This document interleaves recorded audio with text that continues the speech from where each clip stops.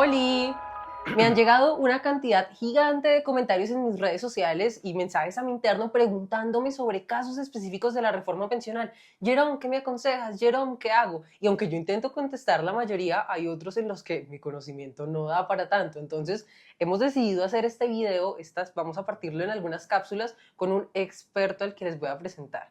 Oli, Cristian. Les presento a Cristian. Cristian es un asesor pensional y es un experto y hoy nos va a ayudar a resolver algunas de las preguntas que ustedes nos han dejado en redes sociales. ¿Cómo estás, Cristian? Quiero muy bien, muchas gracias a ti por esta invitación y sí, vamos a tratar de poderle ayudar a las personas a entender un poco este amplio mundo pensional y obviamente pues vamos a tocar también las incidencias que va a tener la reforma pensional en muchos de ellos. Bueno, pues la pregunta yo creo que todo el mundo la hace es ¿a quién le afecta y a quién no le afecta la reforma pensional? ¿Qué les dirías tú? Pues mira, Jerome, la verdad, si miramos la reforma pensional desde esa perspectiva, ¿a quién le afecta y a quién no? Pues yo diría que a todo aquel que no va a quedar en transición, es decir, que va a quedar con las nuevas normas establecidas bajo esta reforma pensional, esa persona va a tener obviamente un impacto importante en su pensión futura. ¿Quién no se va a afectar? Y es un tema que es importante que lo aclaremos. No va a tener ningún impacto, no va a sufrir ningún cambio, no se le va a modificar una coma de su situación pensional a quienes entren en régimen de transición. Y para ser claros y precisos, Jerome, vamos a establecer cuáles son esas personas. Son las mujeres que al 1 de julio del año 2025 tengan mínimo 750 semanas cotizadas o más, y a los hombres que a esta misma fecha tengan mínimo 900 semanas o más cotizadas al sistema, no van a tener ninguna incidencia con esta reforma. La verdad, esta reforma lo que va a hacer es generar un aumento de la brecha pensional.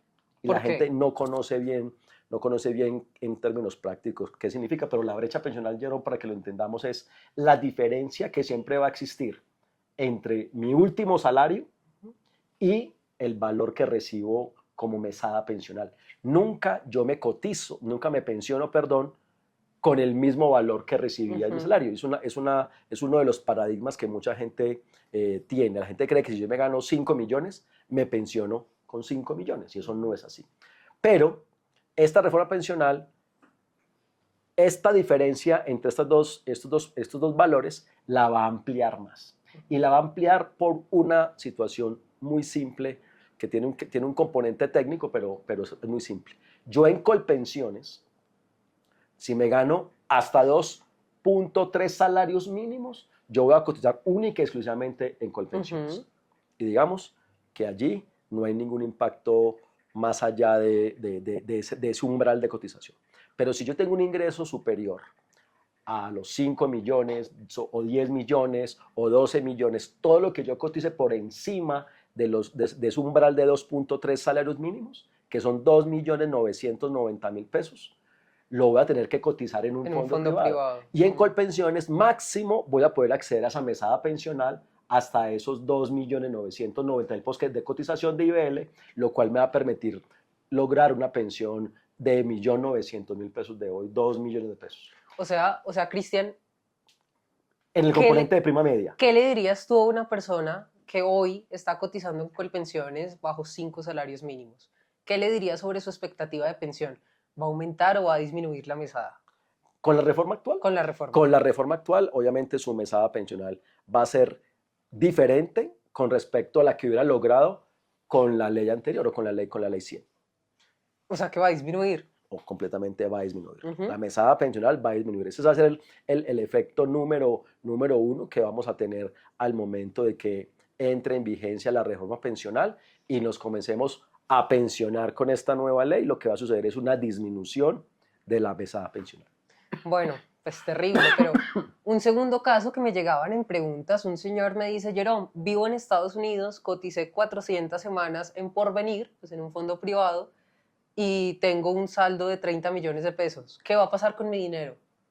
Pues mira, si esta persona, obviamente, ¿qué edad tiene el señor? 40 años. 40 pero años. ella nunca va a volver a cotizar Ok, porque no vive entonces, acá. ¿qué significa? Que esa persona va a quedar obviamente bajo la nueva normatividad de la reforma pensional, y a esta persona lo que van a hacer al momento de que llegue a los 62 años siendo hombre, le van a entregar una renta vitalicia, le van a convertir esos 30, 40 millones de pesos en una suma mensual calculada de acuerdo a su expectativa de vida, y lo cual seguramente se le va a convertir en una suma mensual de 80.000 pesos.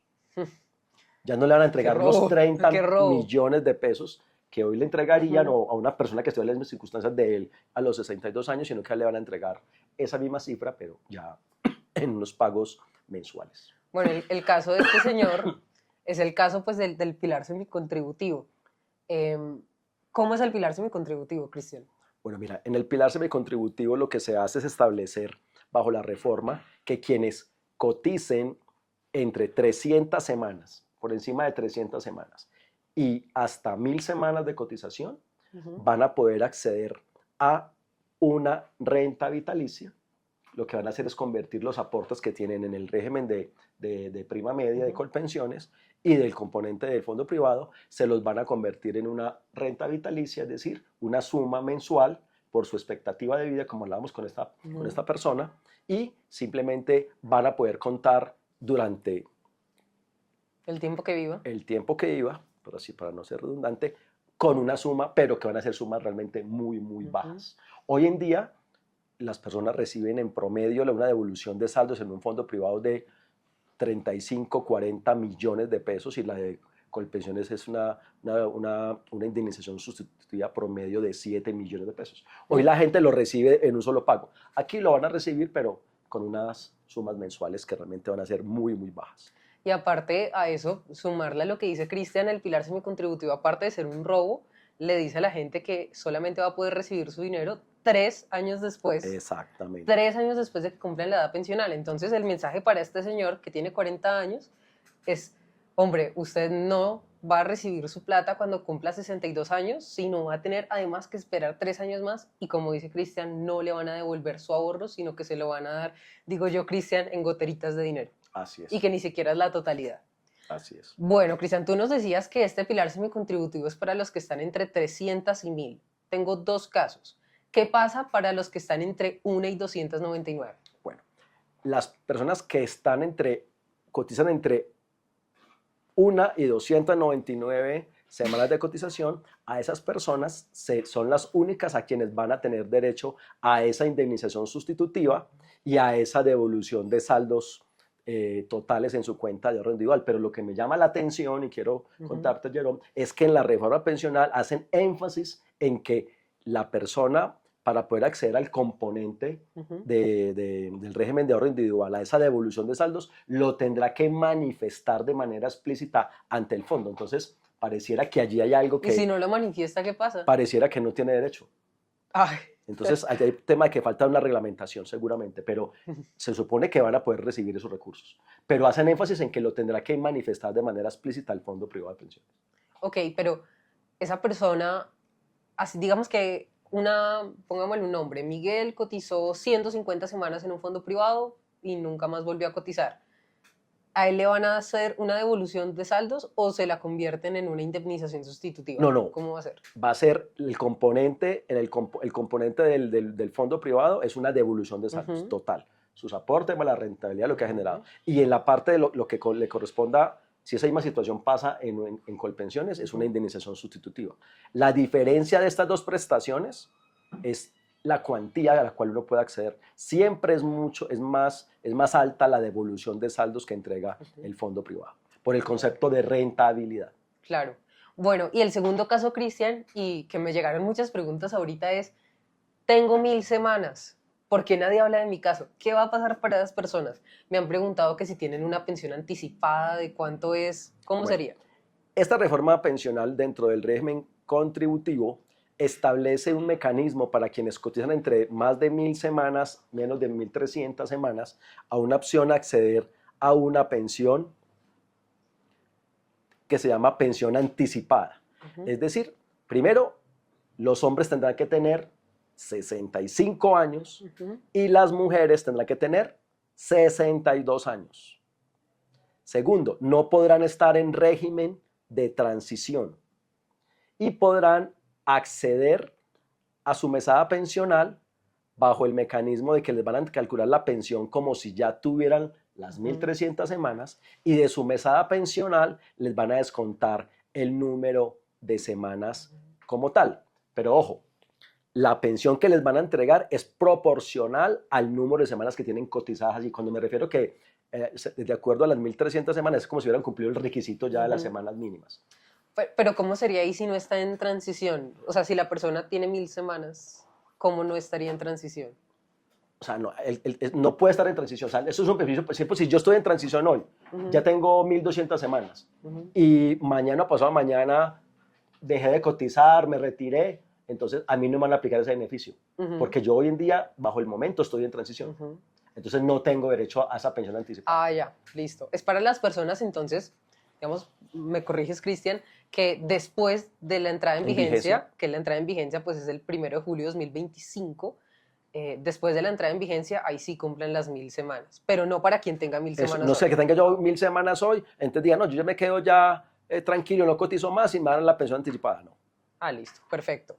Bueno, Cristian, otra pregunta. Me dice aquí una persona, mi padre tiene 500 semanas y las quiere retirar de una vez. ¿Qué puede hacer? ¿Las puede retirar? No las puede retirar. Eso es otra falsa creencia, que nosotros podemos tener la voluntad de decir que no me quiero pensionar, devuélveme la plata. Hoy en Colombia, bajo las condiciones actuales, hoy hay que esperar a que uno llegue hasta los 57 años o 62 si es hombre, la mujer a los 57 años, para tener derecho a esa indemnización sustitutiva o devolución de saldos, pero no hay otra alternativa. Bueno, yo tengo una última pregunta porque el tiempo se nos cobra y se nos corta, y es, ¿cómo es eso de que ahora las pensiones van a tener un impuesto?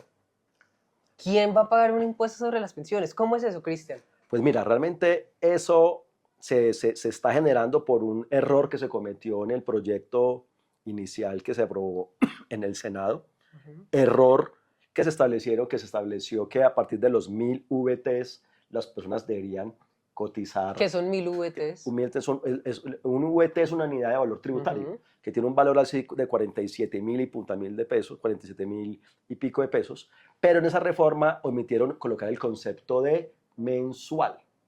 Entonces, como quedó establecido, pareciera que hoy los colombianos que tengan ingresos, las pensiones superiores a 3.600.000 pesos, van a tener que pagar impuestos por esa pensión. 3.600.000 pesos mensuales. Eso tendrán que, dice el gobierno que eso lo van a corregir, que van a hacer unos ajustes, lo tendrán que reglamentar, pero con lo que está aprobado en este momento, realmente lo que significa es que las pensiones superiores a 3.600.000 pesos van a tener que pagar impuestos en Colombia.